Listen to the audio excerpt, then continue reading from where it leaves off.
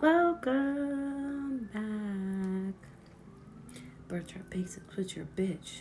Hey, let's go. We talking planets, Sun, Moon, Mercury, and Mars. Don't forget about Venus and your penis. Welcome. Welcome, lovely Jancy. Welcome back to the live. I need to wait a couple minutes for our people. Just gonna cleanse this up. We know we need it today.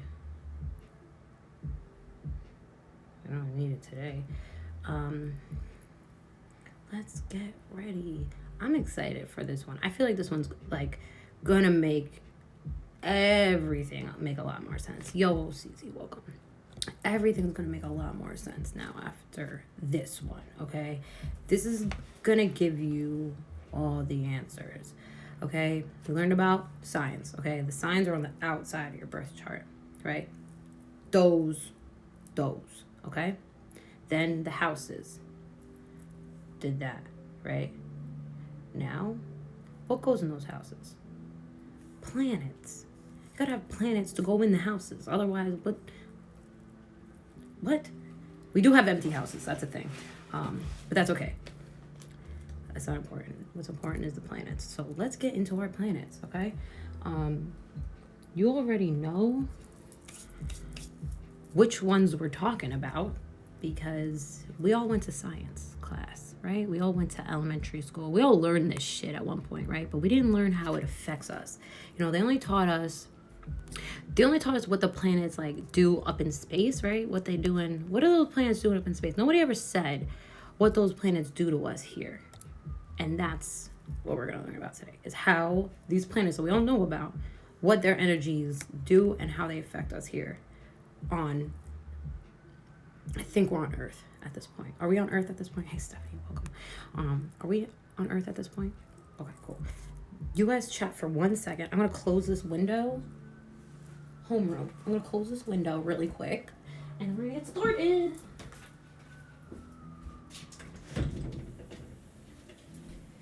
Okay, because apparently there's an emergency in Los Angeles County every 4 to 2 minutes. So cool.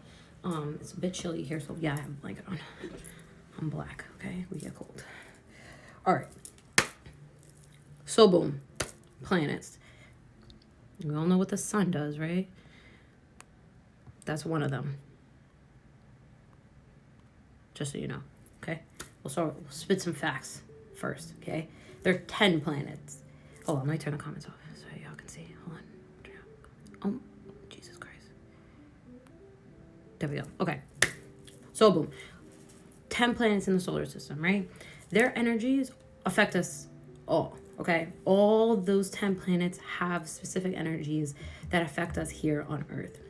Okay, regardless of what you believe about astrology, that's just science. Okay, I'm going to say the example that James absolutely hates, but it's what I have to go off of. Like the moon, for example. The moon controls all the water on our planet, all of it, including the water that you have in your body. We're all made up of some percentage of water. I'm not even going to make a generalized statement on how much water we're made up of. I don't know the amount, but it has that effect on you, just like it has that effect on the ocean. It's making those tides come and go. It's making those emotions and feelings for you come and go. So all those planets have some type of effect on you, whether it's really strong or weak. It doesn't matter. Some planets might have a stronger effect on you, like the sun. Like having a strong sun placement in your chart is going to have a stronger a role in your personality, right? So there's that. The energies range in influence based on where those planets fall in your chart. Like I was saying, the sun, like saying the sun falls in your first house, you will be heavily associated with that sign. Whatever that sign is, it's going to rule your personality. It's going to make you that, and it's at your core, okay? The sun, moon, Mercury, Mars, and Venus energies have the most effect on us in the way of our personality. Okay, Jupiter, Saturn, Uranus, Neptune, and Pluto are slower moving planets, slower transiting planets. So those going to have more effect on things that happen throughout your life, but also it could be generational within those planets, because those planets are so slow moving. Like we all have Pluto and Scorpio. We all have that. But the difference is where Pluto falls in your chart, where Scorpio sits in your chart, will determine what the effect of Pluto will have on your life. And as Pluto transits, throughout your life, how that changes everything. So that's the basis of everything. Okay, let's start with our sunshine, our lovely sunshine. It makes me happy when skies are gray, literally. So sun, boom, there he is. He's a man, because it's a masculine energy. It's Leo energy. It's self. It's about you. It's you at your core. The sun moves every month through each sign. Okay, or we transit around the sun every month. Okay, that's what that means.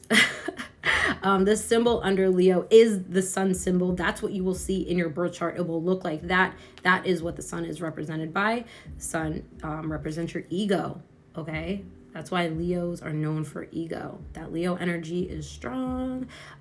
Personality. This is all about your personality. What makes you different? What makes you you? And your consciousness, your most conscious mind, your will, your power, your creativity, things like that. Your individuality, most importantly, though, like this is what really makes you you. Okay, so now we know our sun sign is whatever period of time you were born in. We did the star signs first, so this is that sign. So if you were born in Scorpio season, this is you. Where the sun falls in your chart determines how much of the Scorpio you are, and in which area of your life or your personality that Scorpio resonates. Like if you have, say for example, 10th house Scorpio, right? 10th house is a house of career. So you're going to be more reserved within your career. You're going to have like a deep, intense passion for your career. It's something that's really deep rooted in your life. It'll have more to do with like how you go about your life in your career, how you're seen in your career and things like that. So that was just an example. For another perfect example, one of my friends has sun in the 5th house. Okay. You can't nail down her sign usually because she doesn't totally resonate with her sun sign, because it's in her 5th house, which is the house of fun. So like it's only really going to come out maybe when she's enjoying herself around people she's comfortable with. Then you're probably going to see more of that sign come out in that energy. But that's that. Moving on to our next most important one, moon. Aw, moon, my lady. Okay, this is all about your emotions, your feelings. The moon moves every 2 to 3 days. Refer back to the moon magic class for more of the moon phases and how it changes and how it affects you, like all that, because the moon is its own thing. The moon's not technically a planet. The moon's a moon. She don't fuck with nobody. Okay, she don't fuck with nobody. She definitely fucking with you though. Sign is Cancer. Water energy, the crab. Okay, Cancer is ruled by that moon energy that we were talking about, but it's your mood, your feelings, your instincts, your unconscious mind, if that makes sense. Like what you feel on a really deep level. It's really that instinctual feelings that you have when the moon, wherever your moon is at. So say you have Cancer moon, for example, you might feel feelings very emotionally and have high highs, low lows, the way the moon goes back and forth, the way Cancer energy is very like, one way and then the other way. Feelings are feelings of depth, feelings of, sensitivity, sensitive feelings. So it's that also that motherly energy too. Like we have the sun, which is kind of that fatherly, warm energy. We have, the more emotional planet. We have the more emotional energy that we get from the moon. The moon brings you, through all your emotional phases too. As the moon moves through all the signs every couple of days, you'll feel those differences, maybe not as strongly on some, but maybe strongly when the moon's aspecting your moon, or when the moon is aspecting some other planets in your chart. It might make you feel some type of way, especially Mars. Ooh. Moon and Mars negative aspect that'll really affect you. But I digress. The moon's all about your feels, okay? So when someone's like, oh, the moon must be somewhere weird, that's because they're feeling weird, okay? I'm talking about people. That's me. I say that shit. That's me. So when you know what I'm saying, that's what I'm talking about. Right now, the moon's in Virgo. Oh, fuck. If the moon's in Virgo, we lit if the moon's in Virgo right now. I'll do a moon only lesson on like moon moving through all the signs because I feel like that'd be really interesting. But moon in Virgo, yo, get your shit together now, okay? Moving on. Mercury. You probably know about Mercury too because everyone talks about Mercury in retrograde. We'll do another lesson on like transits and what retrogrades and shit means, but this is all about the basics of it, so don't worry too much about it. But Mercury rules your mind, okay? This is going to transit every 3 to 4 weeks. It goes retrograde, I believe, every 8-ish weeks. I have to look it up. I think it's like 12 to 8 weeks it retrogrades, and it does that 3 to 4 times a year. Okay, again, we'll talk about that another time, but rules Gemini and Virgo. This is the symbol for Mercury, our little like horned guy with the circle and the feminine. It's actually looks like the Venus symbol, but just with horns. So it's like, you know, the mental piece of the feminine energy there. Okay, even though I think both Gemini and Virgo are masculines, doesn't matter.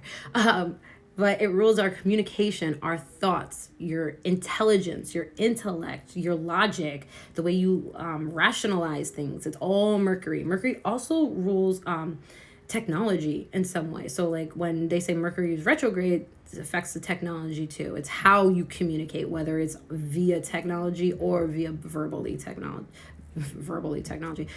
communication. Also thinking like that, all of this. Okay, so any type of thought, feeling, verbiage, also skills, like mental skills.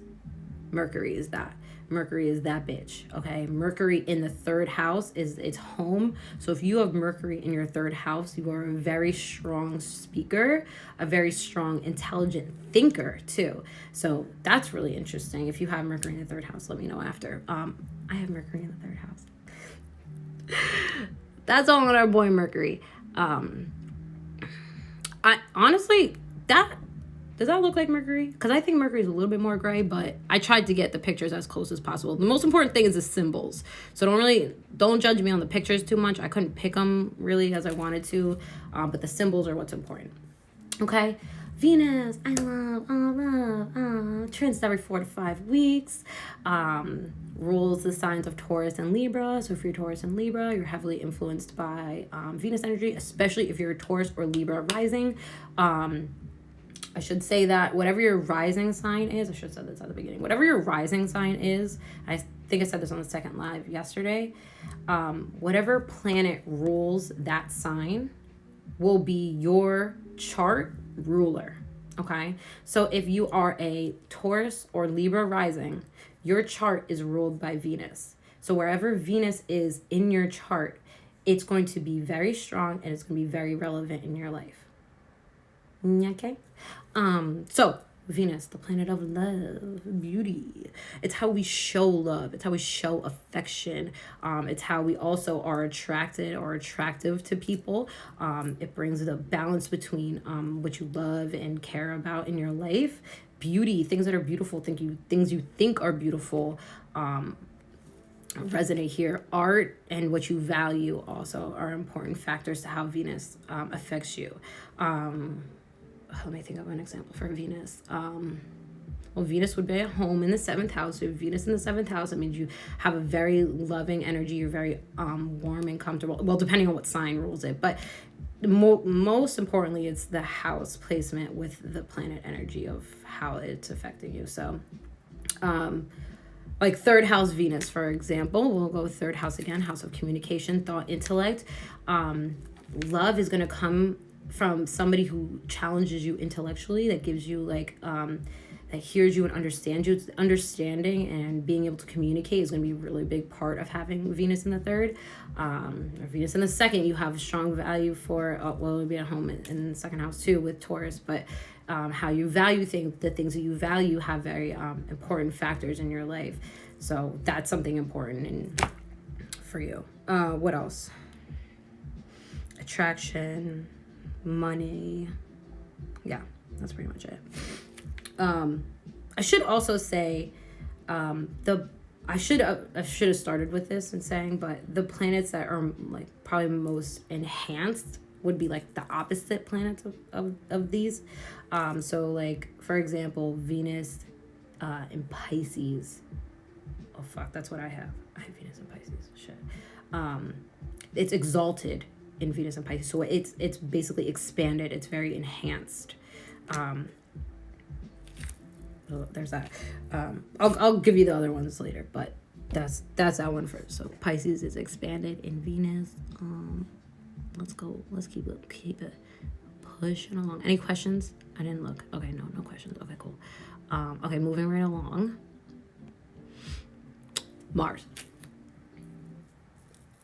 Mars, action, war, literally fighting, aggression, passion too. Don't worry, it's not all about fighting. It's not all negative. It's just action oriented energy. It's very like, and it rules Aries. So Aries is the planet of fighting, literally. Transits every 6 to 7 weeks. So we're getting a little bit longer. You know, Mars takes a while to move around, but it does make its way. Right now, Mars is in Aries currently, while the Sun is in Aries. So those two things are making it quite a spicy time to be alive. So watch how you're acting.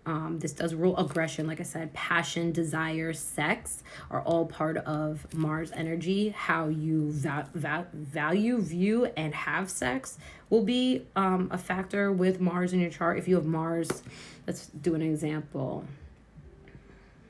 Oh, let's put Mars in the 8th house. Oh, fuck. If you have Mars in the 8th house, I need to talk to you, first of all. Mars in the 8th house might be quite an intense placement to have. You might, like, really, like, to get rough and deep.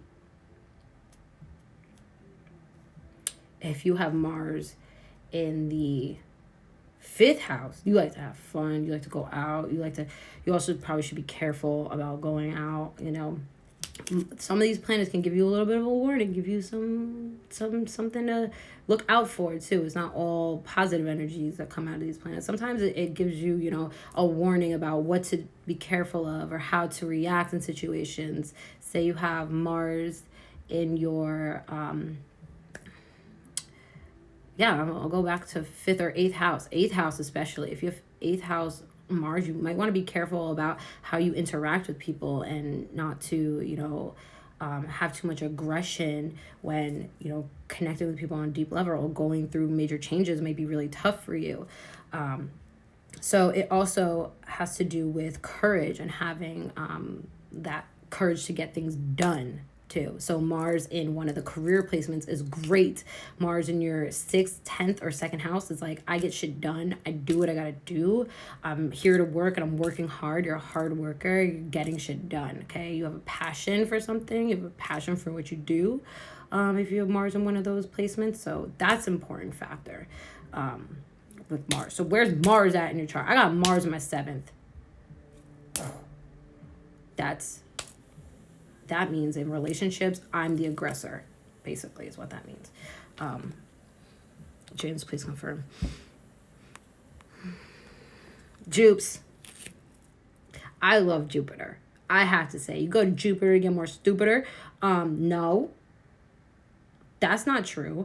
You go to Jupiter to get smarter because you're expanding your minds. Whoever made up that stupid riddle was wrong. Jupiter is the planet of expansion. That bitch is huge, okay? I don't know if you've seen Jupiter lately, but that bitch is fucking huge, okay? She don't play. She came to grow. She came to expand. She came to do the damn thing. She came growth, expansion. Think big. When you think Jupiter, think big, okay? Whoever Jupiter's at in your chart is going to give you a lot of growth and expansion. So like I said yesterday, Jupiter in the second house, wealth placement, Jupiter in the second house. Okay, that means you are entitled to a lot of money in your life because you're going to grow your abundance. You're going to grow your values. You're going to grow your wealth. You're going to grow everything that has to do with your possessions in your life. So that's a major placement to have. Who's got Jupiter in the second house? Tell me. Put it in the questions. You got Jupiter in the second house? Let me know. Jupiter in the let me think. Jupiter in the 10th or Jupiter in the 11th house. Let's talk about 11th house. Friends. Jupiter in the 11th house, you have a lot of friends. You popular, okay? You are a very popular person. People like you. You're constantly expanding your horizons and the people you surround yourself with. You're very likable. Well, depending what sign, because there's unlikable signs. But Jupiter is going to give you that growth, that warmth, that fiery energy. And probably most of us born within 1990 are going to have Jupiter in Leo. So even better, more warm energy. That Leo energy with Jupiter is very good. It's very, positive, especially if it's aspecting positively in your charts. Like, whoa, Jupiter in Leo, and it's aspecting in a positive way. Wow, I have so much to look forward to in this, that, and the third. Okay, like Jupiter's home is in the 9th house, which is the house of, higher learning, knowledge, travel, expansion. So going places. It also is luck. It is a lucky planet. It is the planet of luck. Okay, if you have Jupiter aspecting at a certain time, like aspecting the sun, I would be surprised if you didn't get good news that day. Okay, like on a day Jupiter and the sun is transiting, and again, we'll talk aspects and transits tomorrow, but that's something that's really important. That's something that you can look forward to and look out for, is that, where's Jupiter at? No, right now, Jupiter, I don't know where Jupiter is at right now. I feel like Jupiter is in Pisces or Aquarius. Transits every 12 to 13 months, so we're going to have this energy for a while. Jupiter in where it's at now. Rules the planet of Sag, which also is a lucky sign. If you are Sag, you're probably super lucky. And I probably said this in the star sign class, but I don't remember. But Sages are naturally lucky charms. They're lucky people to be around. They kind of just have things go their way because they have this Jupiter energy. Sag risings also especially. Oh my God. If you're a Sag rising, you're probably one of the luckiest people. You'll probably just have lucky shit happen to you just on the low. And also that's the symbol for Jupiter, which kind of looks like a funky 4, and I like numbers, so Jupiter is fucking lit. Are you guys all a fan of Jupiter now? And you definitely don't go to Jupiter to get more stupider, okay? Whoever fucking said that, like I said, you don't know what you're talking about. All right, Saturn. Now, starting from Jupiter, these are the planets that take longer to transit, like I said in the beginning, and their effects are more on your life more than they're on your personality, okay? So like Sun, Moon, Mercury, Venus, Mars are all kind of about your personality. Besides Mars can kind of go either way about like how you react in situations. Venus too, but they more have to do with like that more day-to-day stuff, okay? This stuff is like life stuff. Jupiter, life stuff. Saturn, life stuff, okay? Planet of restrictions, okay? Limitations. Transits every 2 to 3 years. It's a stubborn planet. It's ruled by Capricorn, or rules Capricorn energy. It's got the little switchy swooch H here. Rules law, karma, your responsibilities. But wherever Saturn's at in your chart, which we all have Saturn at a different place, different aspect, whatever, but Saturn's placement in your chart is especially important, okay? Because Saturn, your Saturn return, I'll tell you this now, I'm doing a Saturn return lesson though, so I'll talk about it more on the lesson, but Saturn is especially important because wherever it's at in your birth chart, okay, it's going to take a while to get back there, okay? Unlike our birthdays we have every year, our sun comes back around, we come back around with the sun, okay, that's every year. The moon, okay, yeah, that's a lot, and you're going to be affected as these planets come back around, but your most important lesson is when Saturn comes back around. That's called your Saturn return. And that happens around 29 years old. So if you're my age, you're either experiencing it now, have experienced it already, or will experience it soon. And it is very, very, very, very, very, very, very important to your life, okay? Saturn, again, is placed in your chart and will put limitations on wherever that is in your chart. So say you have Saturn in the second house, okay? That's the house of money, finances. You might have trouble with money and finances, and you're meant to learn the lessons of valuing money and how you value and see money in your life. So you might have to learn lessons throughout your life before you turn 29 about money and how that you deal with money. You may be poor for a long time, or broke for a long time, or grow up poor. And then once your Saturn return happens, if you've learned those lessons and you continue to be put through these tests and understand and change and evolve in the way Saturn's trying to push you to, you will be rewarded by Saturn, okay? Saturn's not all about restrictions. It's also about karma. Like I said, so what goes around comes around with Saturn, okay? If you start fucking up and doing some really like low stuff and like bad vibe, bad energy, bad things, Saturn's gonna fuck you, okay? And especially if you try to fight the energy that Saturn's trying to push you towards, again, you're only going to get more restricted, more resistance from that energy. So you want to move with the flow of Saturn. You want to pay attention to how Saturn affects you, and wherever it's at in your chart, it's going to be really, really important. Like I said, I'm going to do a whole lesson on Saturn return, because I think it's one of the most important things that happen in our life. It happens only a couple times, because like it transits every 2 to 3 years. So by the time it comes back around to where it's at in your chart, it's almost 30 years. So next time Saturn's going to come back around for me is when I'm 60. Almost 60 years old. That's the next time that's just going to come around. Okay, bitch, what the fuck? That's going to be a long time. So that's that on that. Pay attention to where Saturn's at. If you're in the midst of your Saturn return, please come to this Saturn return lesson that I do. I promise you're going to feel a lot better and have a lot more understanding about what's going on in your life, because everything's going to change. All right, let's get into the other ones. They're so exciting. Aren't they so exciting? I don't know. I'm fucking geeked. Saturn gets me hyped. All right, Uranus. Now, I don't know if that's actually what Uranus looks like. I saw a couple pictures that have rings around it. I feel like Uranus probably does have rings around it, because Uranus does have a ring around it. The fuck? So that's what I got for Uranus. It's the planet of rebellion, because Uranus don't give a fuck. Uranus is doing its own thing. Every 7 years. She's not coming around that often. He is stubborn as well. Wherever Uranus is at in your chart, okay, it's going to make you it's going to indicate change in your life, maybe at some point in your life, especially if Uranus is not aspecting like throughout your childhood or anything like that. Once it aspects, and it causes changes and unpredictable energy throughout your life. Okay, I'll give you a perfect example. When I was even thinking about, or got the first thought to change my job and my career path, it was because Uranus was transiting and aspecting my Mercury. So like we just learned, Mercury, mind, intellect, thought. Uranus that was transiting, aspecting my Mercury. So it's like, bitch, change. Move, get out. You got to change everything. Uranus will shake up your life too, just like Saturn. Saturn's there to teach you things, but almost in a like sneaky type of way. Uranus will slap the shit out of you. You won't even know what the fuck hit you. Uranus is just gonna.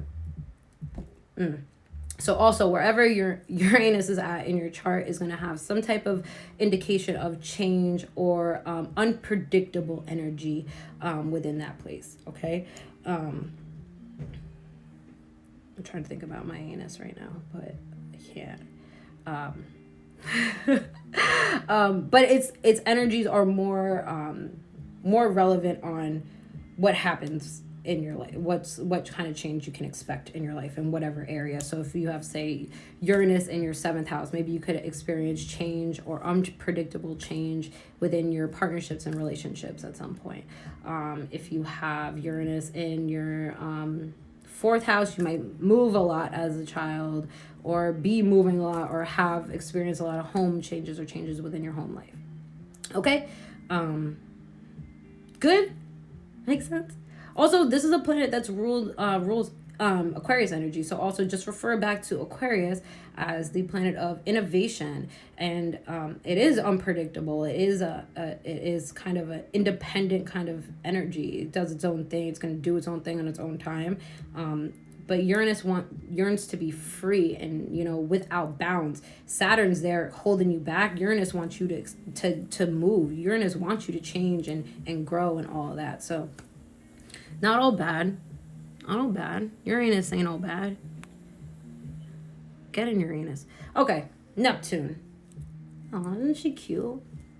Honestly, when I think about Neptune, I just like want to speak softly to her because I just feel like she's sleeping. She's just so cute.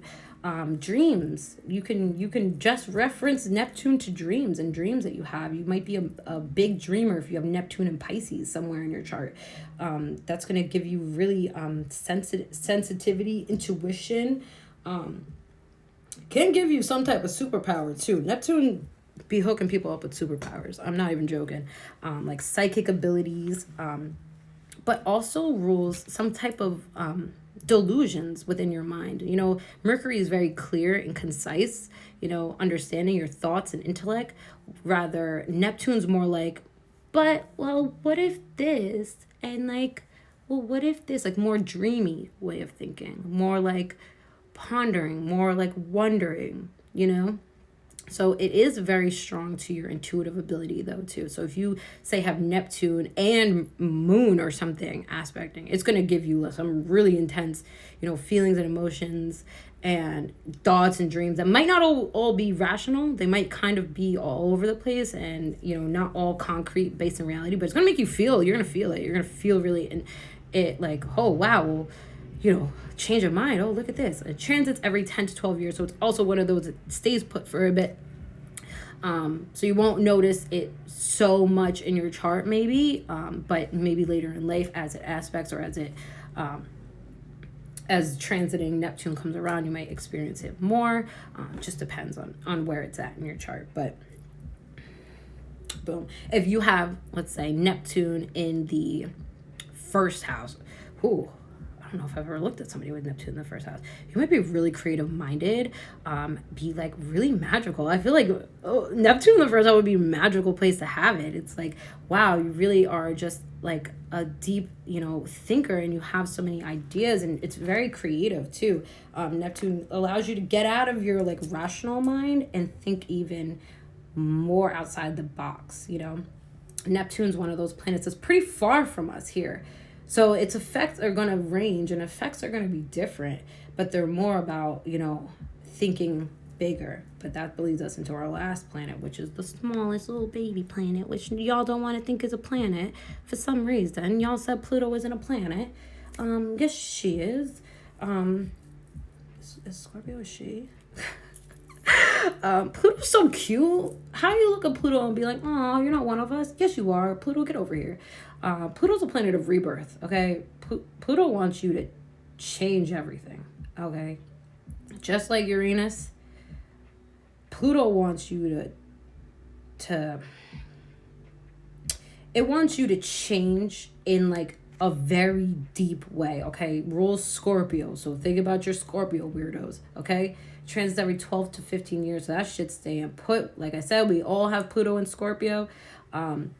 Pretty much a generation of 90s babies will have Pluto and Scorpio. So that yearning for difference, our need for something, we don't think the same way as our parents because we have this Scorpio, we have this depth to, you know, dive deeper into our psyche, dive deeper into our power, and dive deeper into what we feel we need to change or want to change in our life. You know, we have that ability to go deeper than maybe those who had Virgo and Pluto or some shit, them old motherfuckers. But that's that older generation. That's how you see that generational change between, you know, people born in the 80s, people older, people in the 90s, the millennials. Them motherfuckers got Pluto and Sag. No wonder they be wilding out. Pluto and Sag, they just doing the fucking most. Okay. Pluto and Scorpio, we got it. We got it set. We're kind of like, we're chilling. But we're moving with the groove. We got it. Like we're just in our zone. Like we're in the zone. We're deep in it. We're ready, and we're paying attention, and we're evolving in the way we need to. Rather, it may seem kind of intense. Like, oh, millennials are so serious, or millennials are so this and that and the third. It's like, okay, well, we got Pluto and Scorpio, so we're on another level than y'all. Okay, we're thinking deeper. We're thinking more intensely than this surface level world that we're in. We're thinking about, well, what happens if we do this and that and the third? Meanwhile, Pluto and Sag motherfuckers are just, eating Tide Pods and, doing middle parts and, like, you guys are just, it's just weirdo vibes. We're on our own weirdo shit though. We're on our own weirdo shit. In addition to Pluto ruling power, evolution, transformation, all that, it's also the planet of death. To some, I don't like that. I would honestly associate Mars more with the planet of death, but more maybe murder. But Pluto also can indicate death, just like rebirth. What else? Yeah, okay. It's this thing I have says it breaks down the psychological blocks that prevent evolutionary growth. Just write that shit down. Okay, because I think that's probably the best way to understand the energies of Pluto, is that it's just going to make you change in the way you need to, especially once it aspects or wherever it's at in your chart. For example, if you are Scorpio rising, you are ruled by Pluto, which means you probably have Pluto in your 12th or first house, which is going to mean that you probably want to change things up. When you go through something, you'll change things up, or when things in your life will happen to you on a really deep level, and they'll make you want to change, and it'll make you want to expand your mind into something deeper. This surface level life that people deal with sometimes isn't all it. Pluto in Scorpio in your 12th or first house is going to make you understand yourself also on a really deep level. You're going to understand and love yourself. Maybe not all the time, maybe not early on, maybe after your Saturn return, but you'll learn a lot more about yourself and want to make changes within yourself that will help you. And that they'll help you because Pluto's guiding you to do that. Okay. If you have one of those placements. Okay. Yeah. That's all our planets. I can't believe we did. I'm getting faster and I'm a little nervous about it, but that's all I got for y'all today. Let me turn the comments back on if you guys have questions, but I love you guys so much. Thank you so much for joining. Y'all fucking real ones coming to the lesson. Let's go. What you learned today? Hey, did you learn something new? I hope you did. I know this has been a long week. It's been a lot, but I promise you, tomorrow, everything comes together. You're going to see it all in action. We're going to look at some celebrity birth charts tomorrow. I'm going to go over aspects, what I've been talking about, like when Moon is aspecting Mars, like what exactly that means, okay? We'll look at some aspects.